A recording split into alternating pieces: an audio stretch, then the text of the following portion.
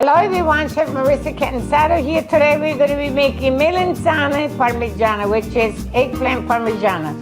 This recipe will be in my cookbook, The Next Generation. Let's get started. I'm going to begin to slice my eggplant.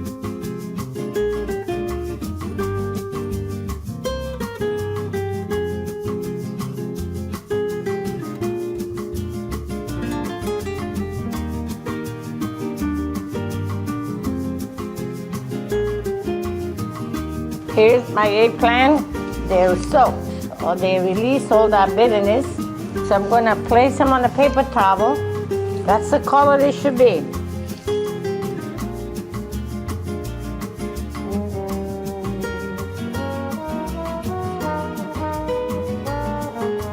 Here's our final product. Thank you for watching. Stay tuned for my next recipe, and bon appetit.